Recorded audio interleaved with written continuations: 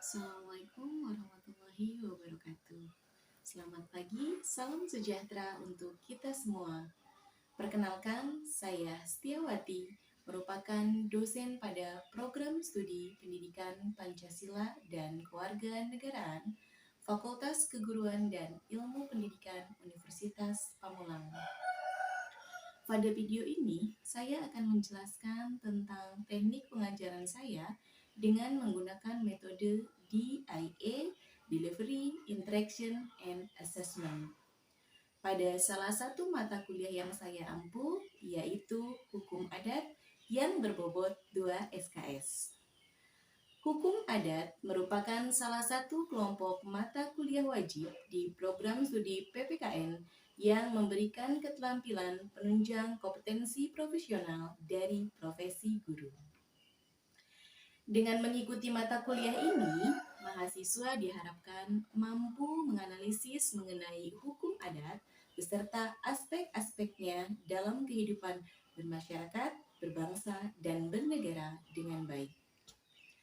Untuk dapat mencapai tujuan tersebut, mahasiswa akan diberikan topik-topik yang akan dibahas dalam 14 pertemuan.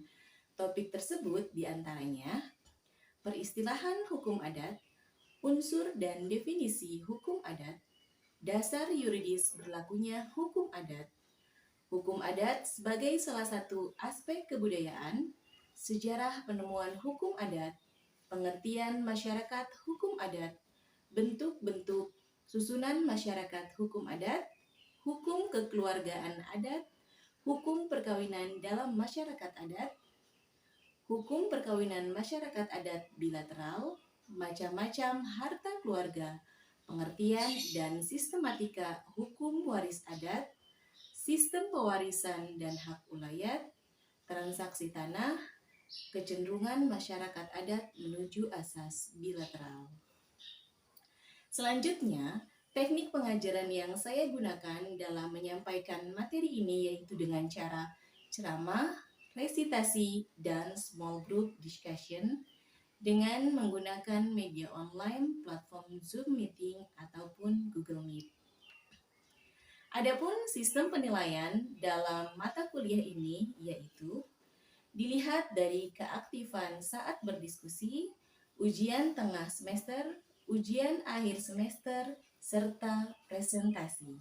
Dan komponen penilaiannya adalah kelengkapan jawaban, keaktifan, dan kekompakan. Berikut cuplikan video pengajaran saya. Ya, baik. Assalamualaikum warahmatullahi wabarakatuh. Waalaikumsalam. Waalaikumsalam warahmatullahi wabarakatuh. Warahmatullahi wabarakatuh. Ya, mohon sebelum kita mulai, saya minta semua kameranya untuk di-on-kan. Silahkan untuk on-cam, jadi jangan sampai perkuliahan kita meskipun daring, jadi tujuan pembelajarannya nggak dapat kalau misalnya kalian tutup kamera, saya nggak tahu. Apalagi boboan. Sebelumnya sudah pernah ketemu sama saya atau belum di semester 1 dan 2? Belum. Oke, belum ya.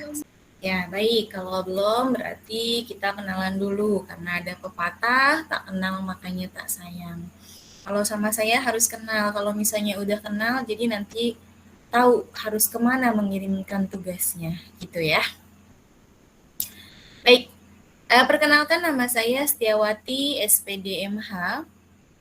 Teman-teman bisa panggil saya Butia. Oke ya. Kemudian saya itu sama juga dengan teman-teman semuanya. Untuk S1 saya di program studi Pendidikan Pancasila dan Kewarganegaraan di Unpam.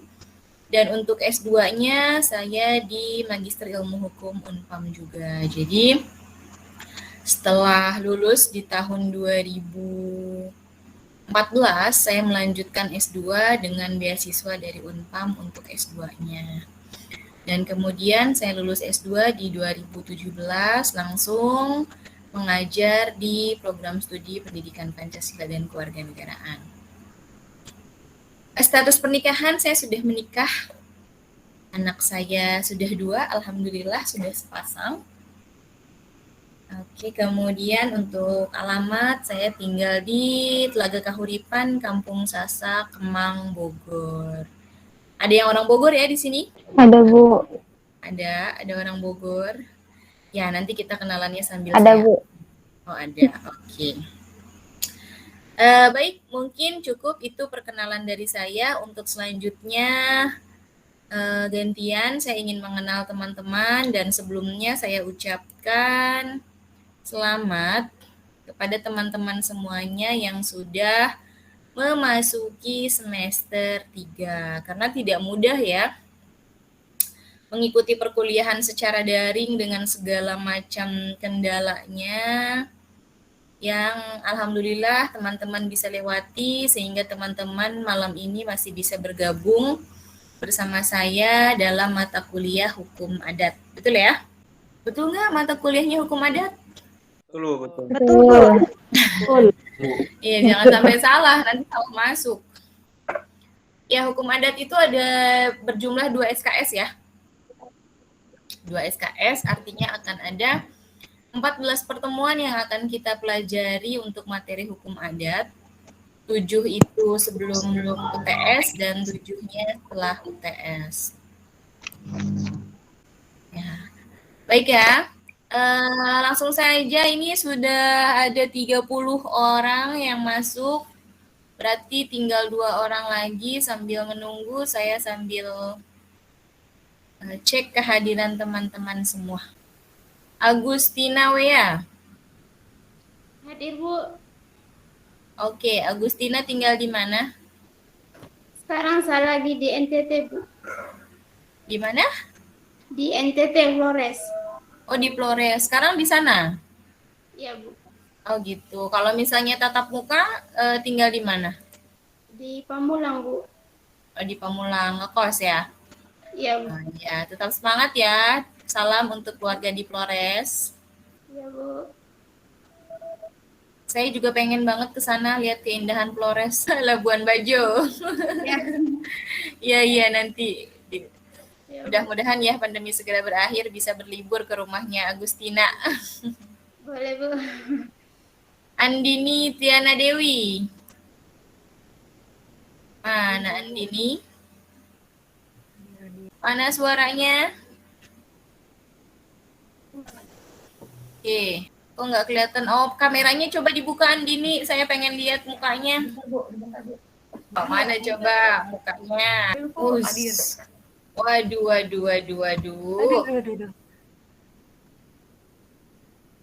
Oh, ini dia. Andini kan gini kelihatan cantiknya ya. Oke, semangat ya Andini. Yansen mau asa. Hadir, Bu. Mana orangnya? Yeremias. Oh, ini dia. Kamu asli mana? Asli Timur Leste, Bu. Timur Leste. Sekarang posisi Di Pamulang. Oh, di Pamulang. Oke, kalau gitu ya. Ada yang belum saya absen? Sudah semua ya? Sudah semua dari 32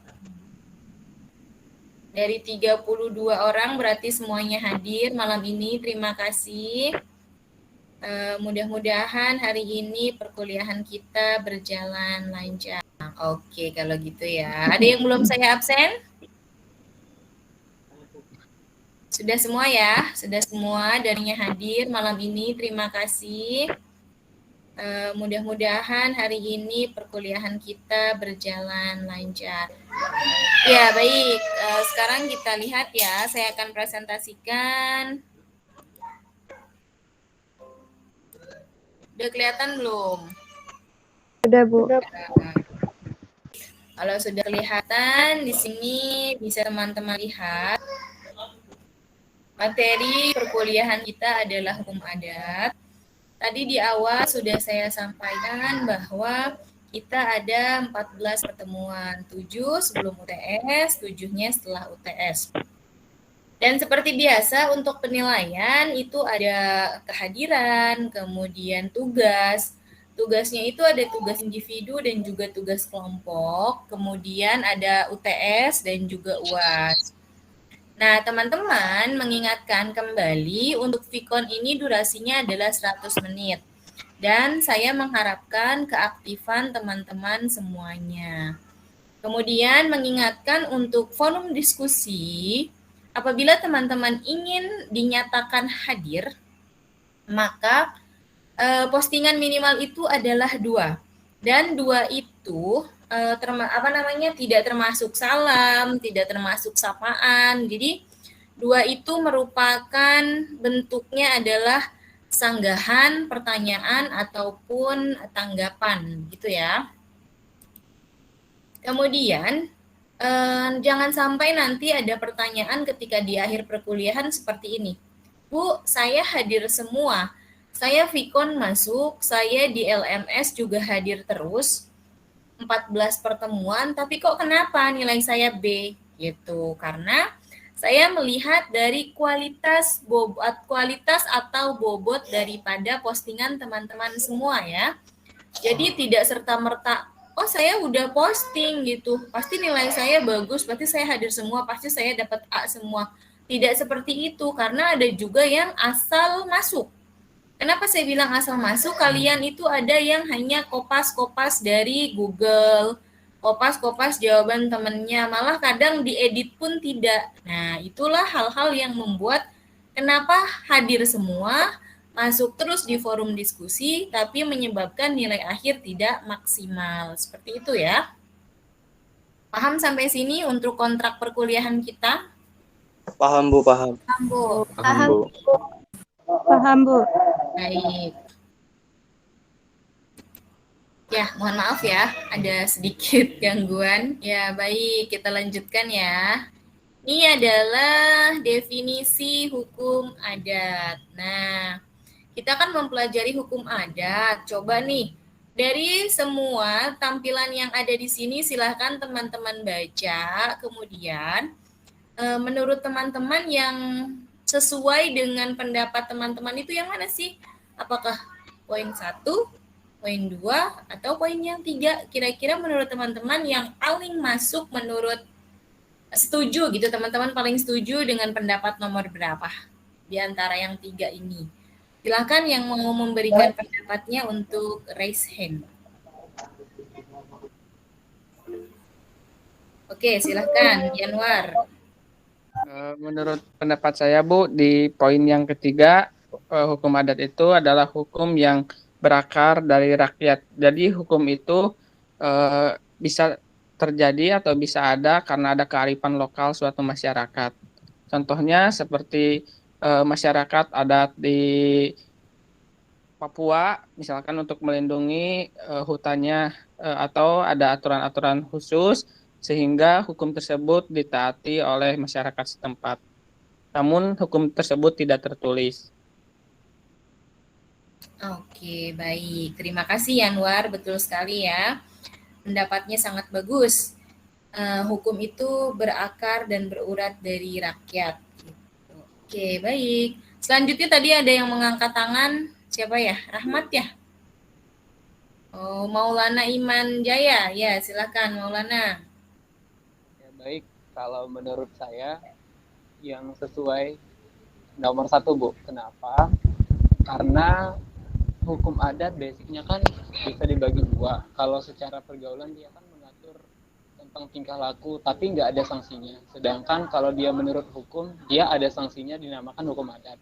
Nah, dalam pengertian di bagian poin nomor 1 itu lebih menjelaskan secara lengkapnya. Kenapa? Karena di sana juga dikatakan bahwa hukum adat itu juga merupakan hukum yang tidak tertulis.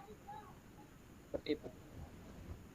Oke, baik. Terima kasih. Sudah ada 2 orang. Ya, baik ya. Kalau begitu berarti saya anggap teman-teman semuanya setuju dengan pendapat 2 orang tadi, Yanwar dan Maulana, bahwa memang benar sekali definisi yang ada di depan ini diungkapkan oleh para ahli hukum tentunya, yang dimana di dalamnya menjelaskan bahwa hukum adat itu memang di dalamnya itu terkait aturan, yang mana aturan hukum tersebut hanya mengikat pada kelompok masyarakat tertentu. Jadi tidak berlaku secara nasional, tetapi hanya untuk masyarakat tertentu saja dan hukum tersebut tidak dikodifikasi atau tidak tertulis, begitu ya. Baik.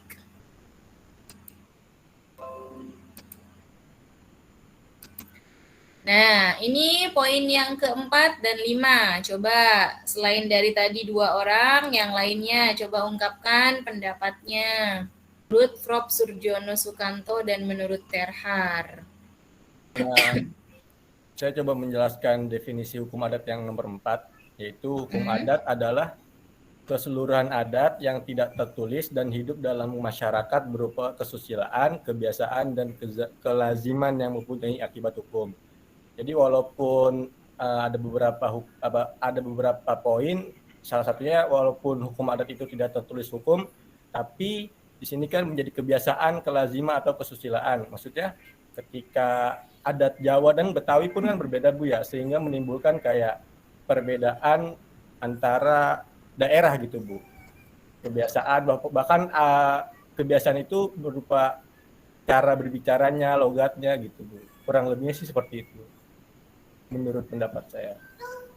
Terima kasih. Oke, baik. Terima kasih Rahmat. Ya, betul sekali ya. Jadi memang di sini menurut Profesor Surjono Sukanto itu hukum adat itu di dalamnya berupa kesusilaan, kebiasaan, dan kelaziman yang mempunyai akibat hukum. Tentunya ya, yang namanya norma juga kan di kita juga ya secara nasional ada yang namanya norma kesusilaan. Nah, itu berarti akan ada sanksinya, meskipun memang sanksinya itu tidak begitu tegas, tetapi akan memberikan efek yang cukup berat juga untuk orang-orang yang melanggarnya. Oke, untuk yang poin 5 bagaimana? Ada yang... Saya Bu. Maulana Bu. Ya, silahkan Maulana. Kalau saya baca dari poin kelima sangat jelas ya Bu, bahwasannya hukum adat itu biasanya bersumber atau dibuat oleh orang-orang yang memiliki pengaruh di suatu wilayah tersebut gitu. Baik dalam pengambilan keputusan, baik membuat hukum yang berlaku di suatu wilayah itu ya biasanya dibuat oleh orang-orang yang memiliki pengaruh atau dituakan di suatu tempat itu. Saya rasa itu sih Bu. Iya, betul ya. Baik, terima kasih Maulana. Benar sekali, tadi di awal juga sudah saya sampaikan bahwa memang hukum adat itu berlakunya untuk kelompok tertentu dan memang ada yang disebut ketua adat ya. Jadi orang-orang yang dianggap ketua adat itulah atau yang dianggap mampu untuk memberikan keputusan untuk masyarakat adatnya, itulah yang disebut, mungkin ada juga yang bilang kunciannya gitu ya. Oke, sampai sini ada yang mau berdiskusi lagi atau bisa dilanjut?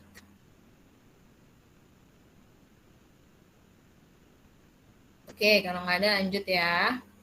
Nah, hukum adat ini bersumber pada peraturan hukum yang tidak tertulis, tumbuh dan berkembang dan dipertahankan dengan kesadaran hukum masyarakatnya. Jadi jelas, tadi sudah dibahas bahwa memang hukum ini tidak tertulis dan hanya dipertahankan oleh kelompok-kelompok masyarakat tertentu yang memang masih sadar bahwa hukum adat tersebut masih layak untuk dipertahankan.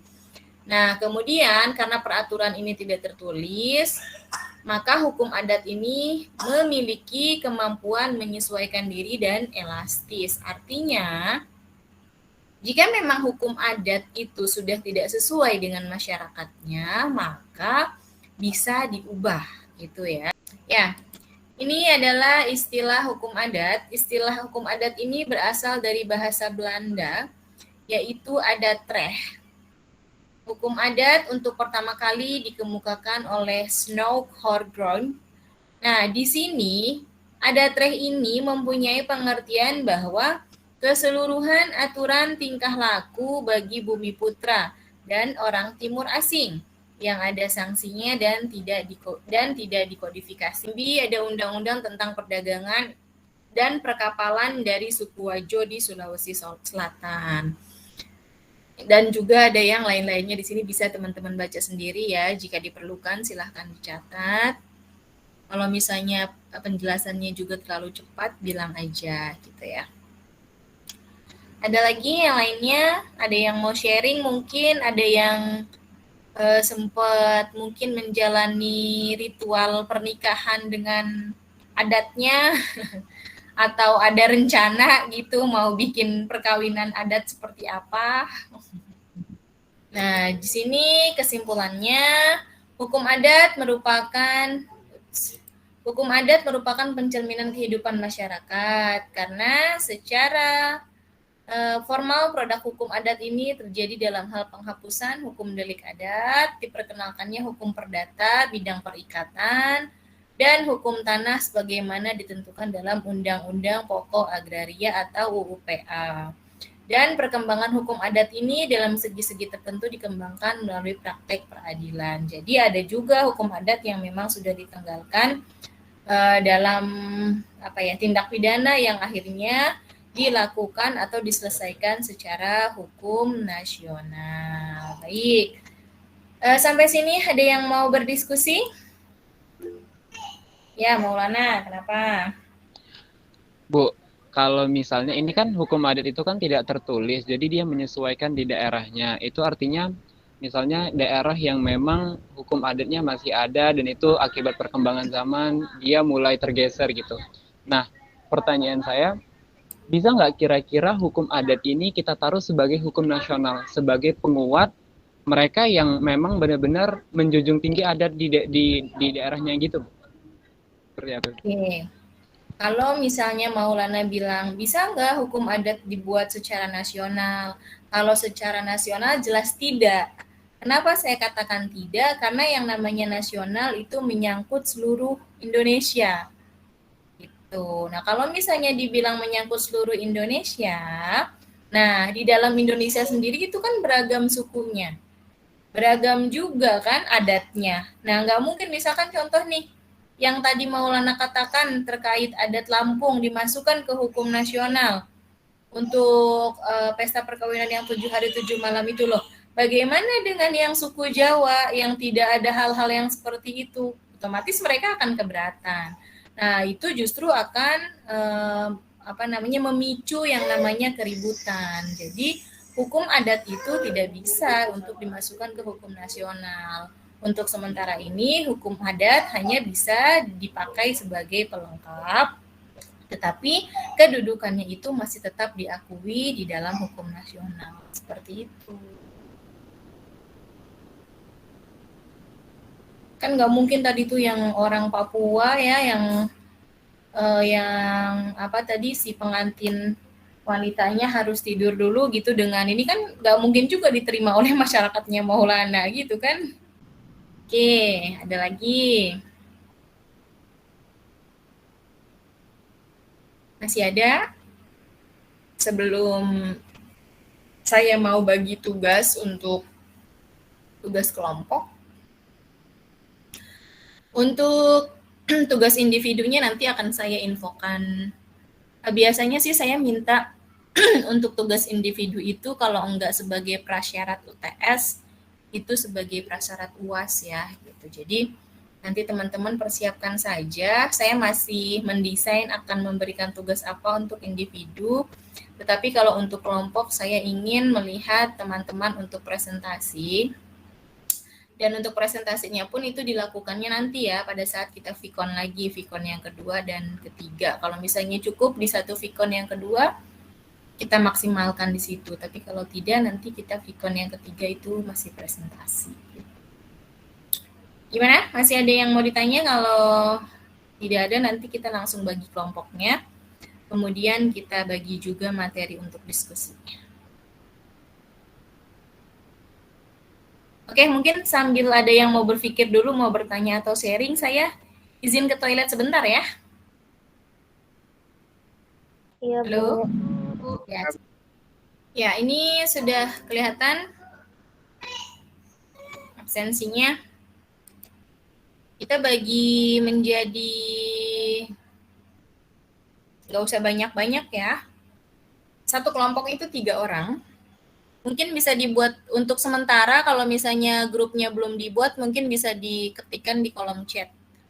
Backupnya di Telegram ya, dibuat grup ketua kelasnya, saya lupa deh ini siapa. Mira. Saya, Bu. Ya, nanti dibuat grup Telegramnya ya.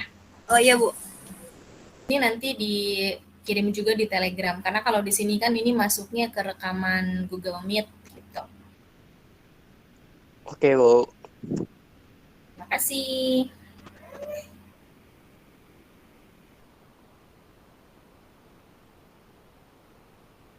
Oke, ini baru kelompok 5, 3, 4, 10. Yang lainnya mana? 1, 2. Koordinasi ya, jangan sampai yang dipetakan di sini tidak bertanggung jawab atas tugasnya.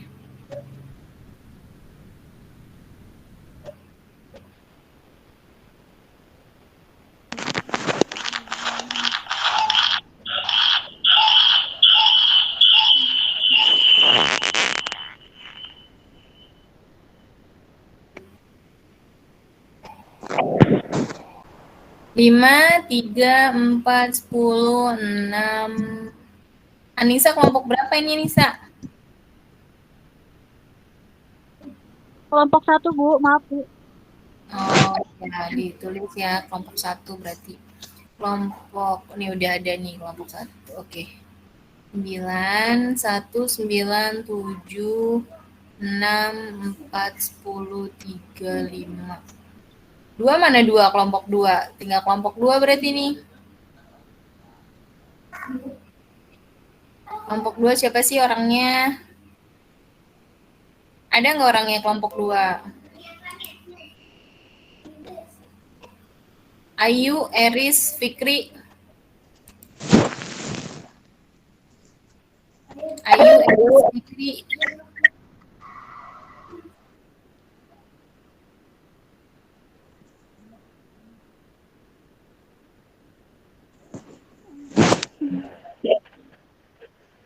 Ada kan ya orangnya ya? Ayu, Eris. Ya, ada, Bu. Bentar, Bu.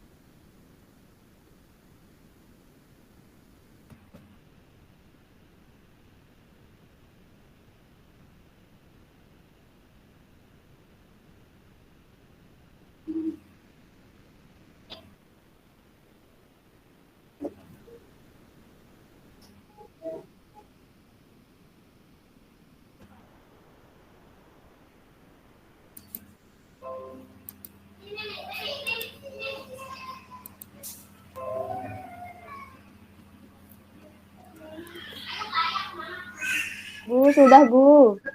Ya, baik. Terima kasih. Mana? Mana Kelompok yuk? 2. Bentar, Mana? Bu. Ditulis di kolom chatnya.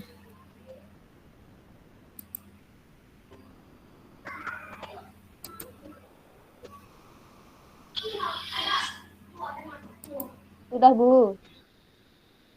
Ya, baik ya. Moderatornya Fikri, pemateri Eris, kesimpulan Ayu. Baik, teman-teman semuanya, terima kasih untuk malam ini.